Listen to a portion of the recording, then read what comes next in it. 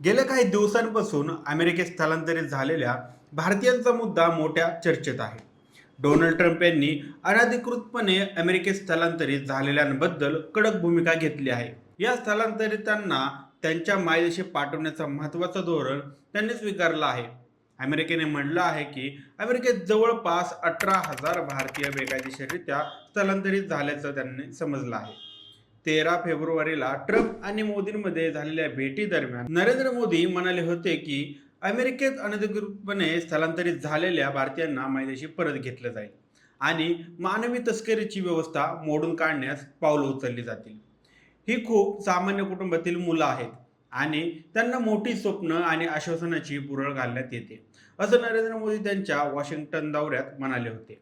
आता आपण या व्हिडिओद्वारे जॉन्स हॉपकिन्स विद्यापीठातील ॲडी बडीमॅन आणि देवेश कपूर यांच्या नव्या संशोधनाबद्दल अनधिकृत भारतीय स्थलांतराची संख्या, त्यांचे वयोगट, अमेरिकेत प्रवेश करणाऱ्याच्या पद्धती, ठिकाण आणि ट्रेड्स या सगळ्या गोष्टी समजून घेणार आहोत. नमस्कार, मी सनी आणि तुम्ही पाहताय दैनिक राज्य लोकतंत्र. आता अमेरिकेसाठी देखील एक काळजीची बाब आहे. अमेरिकेच्या लोकसंख्येच्या 3% इतकी तिथल्या अनधिकृत स्थलांतराचं प्रमाण आहे. तर अमेरिकेत 22% परदेशी जन्मलेले लोक बेकायदेशीर स्थलांतरित आहेत. अर्थात त्या बेकायदेशीर किंवा अनधिकृत कागदपत्र नसलेल्या भारतीय स्थलांतराची संख्या वादग्रस्त आहे. कारण त्यांची गणना करण्याच्या वेगवेगळ्या पद्धतीमुळे या संदर्भात अंदाज मोठ्या प्रमाणात निश्चित नाहीत. Pew Research Center and Center of Migration Studies of न्यूयॉर्कचा अंदाज आहे की 2022 पर्यंत जवळपास 7 लाख अनधिकृत भारतीय स्थलांतरित अमेरिकेत होते. त्यामुळे मेक्सिको आणि एल साल्वाडोर नंतर अनधिकृत स्थलांतरामध्ये भारतीय तिसऱ्या क्रमांकावर आहेत. तर दुसरीकडे मायग्रेशन पॉलिसी इन्स्टिट्यूटनुसार ही संख्या 3,75,000 इतकी आहे.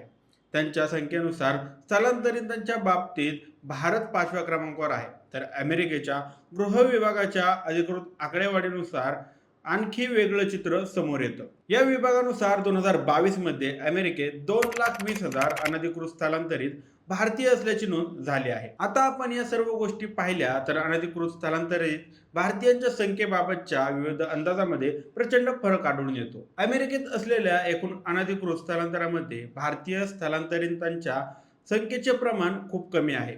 प्यू आणि CMS यांचे अंदाज जर अचूक असतील तर अमेरिकेतील असणाऱ्या जवळपास दर 4 स्थलांतरित भारतीयांपैकी एक भारतीय अनधिकृत आहे. स्थलांतरांचा पॅटर्न लक्षात घेतं असं असणं शक्य नाही. अभ्यासक सांगतात, भारतीय स्थलांतरित हे अमेरिकेत सर्वाधिक वेगानं वाढणाऱ्या समुदायापैकी एक आहे. 1990 मध्ये भारतीय स्थलांतरितांची संख्या 6 लाख होती. ती वाढून 2022 मध्ये 32 लाखांवर पोहोचली आहे.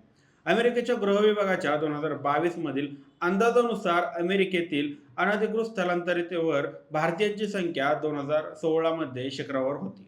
त्यात घट होत ती 60% कमी झाली आहे. आकडेवारी सांगायचं झालं तर 5,60,000वरून कमी होऊन ती आता 2,20,000वर आली आहे, असं देखील सांगितलं जात आहे. सीमेवरील चकमकी किंवा घडामोडी म्हणजे मेक्सिको किंवा कॅनडाला लागून असलेल्या अमेरिकेच्या सीमेतून अमेरिकेत बेकायदेशीरपणे शिरण्याचा स्थलांतरितांचा प्रयत्न अमेरिकन यंत्रणांनी हाणून पाडला आहे. व्हिसा संपल्यानंतर देखील अमेरिकेत वास्तव्य करणाऱ्या भारतीयांचं प्रमाण 2016 पासून 1.5%वर स्थिर राहिलं आहे. डिफर्ड ॲक्शन फॉर चाइल्डहुड अरायव्हल्स लागू झालेल्या भारतीयांची संख्या देखील घटली आहे. 2017 मध्ये त्यांची संख्या 2,600 होती. ती 2024 मध्ये 1,600वर आली आहे. डिफर्ड ॲक्शन फॉर चाइल्डहुड अरायव्हल्स कार्यक्रमात जे स्थलांतरित अमेरिकेत बालपणी आले होते त्यांना संरक्षण देतो. थोडक्यात अमेरिकेतील अनधिकृत स्थलांतरित भारतीयांची संख्या देखील वाढली आहे आणि एकूण स्थलांतरितांमधील त्यांचे प्रमाण देखील वाढलं आहे. म्हणजेच 1990 मध्ये ते 0.8% होते. त्यात वाढ होत 2015 मध्ये हे प्रमाण 3.9% झाले. तर 2022 मध्ये त्यात घसरण होत ते 2% झालं आहे, असं देखील सांगितलं जातं. आता हे बेकायदेशीरपणे स्थलांतरित अमेरिकेत अनेक वेगवेगळ्या ठिकाणी राहत असतात. कॅलिफोर्नियामध्ये 1,12,000, टेक्सासमध्ये 61,000, न्यू जर्सी 55,000, न्यूयॉर्क 43,000 आणि इलिनॉइस 31,000 या अमेरिकन राज्यांमध्ये सर्वाधिक स्थलांतरित भारतीय राहतात. याच राज्यांमध्ये अनधिकृत भारतीय स्थलांतरितांची संख्या देखील सर्वाधिक आहे असं समोर येत आहे. याच राज्यांमध्ये अनधिकृत भारतीय स्थलांतरितांची संख्या देखील सर्वाधिक आहे असं समोर येत आहे. ओहायोमध्ये 16%, मिशिगन 14%, न्यू जर्सी 12% आणि पेन्सिल्व्हेनिया 11% या अमेरिकन राज्यांमधील एकूण अनधिकृत स्थलांतरेमध्ये भारतीयांचं प्रमाण लक्षवेधी आहे. दरम्यान टेनेसी, इंडियाना, जॉर्जिया, वेक्सोनी आणि कॅलिफोर्निया या अमेरिकन राज्यांमध्ये अनधिकृत भारतीय स्थलांतराची संख्या 20%हून अधिक आहे. हे असं असण्यामागचं कारण ज्या राज्यांमध्ये मिसळून जाणं आणि तिथल्या भारतीय वंशाच्या व्यवसायात काम मिळवणं सोपं आहे. उदाहरणार्थ, गुजराती अमेरिकन व्यक्तीकडे स्थलांतरित गुजराती माणूस काम करतो किंवा पंजाबी शीख अमेरिकन व्यक्तीकडे स्थलांतरित पंजाबी शीख व्यक्ती काम करतो असं म्हणलं जातं.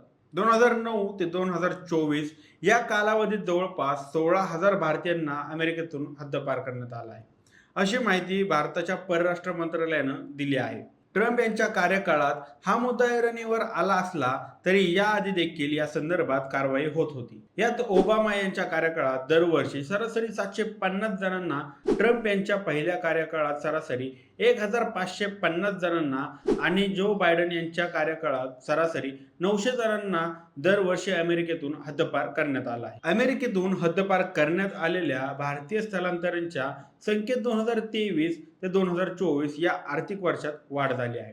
मात्र 2020 मध्ये उच्चांकित संख्येत म्हणजे जवळपास 2,300,000 भारतीयांना अमेरिकेतून हद्दपार करण्यात आलं होतं. आता हे स्थलांतर का होतात हे देखील पाहावं लागणार आहे. अमेरिकेत आश्रय मागणाऱ्या अर्जांमध्ये मोठी वाढ होण्याचा संबंध भारतीय लोकशाहीची गळचेपी होत असल्याचं म्हणलं जातं. मात्र अभ्यासकांचं म्हणणं आहे की याचा स्थलांतराशी काही संबंध नाही. पंजाब आणि गुजरात या राज्यांना स्थलांतराचा प्रदीर्घ इतिहास आहे. या राज्यांमधून स्थलांतरित फक्त अमेरिकेलाच नाहीत तर UK, कॅनडा आणि ऑस्ट्रेलियामध्ये देखील जातात. परदेशात गेलेल्या भारतीयांकडून दरवर्षी मायदेशी मोठी रक्कम पाठवली जाते. 2023 मध्ये भारतात $120 अब्ज परदेशातून भारतीयांकडून पाठवण्यात आले. परदेशात स्थलांतर करण्यास गरिबी नाही तर परदेशात मिळणाऱ्या अधिक उत्पन्नातून चांगलं आयुष्य जगण्याच्या आकांक्षेमुळे चालना मिळते. यामागे सापेक्ष वंचितपणा हे कारण आहे.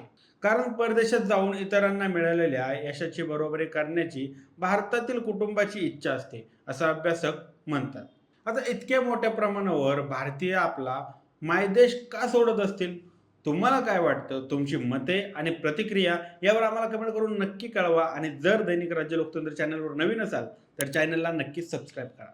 धन्यवाद.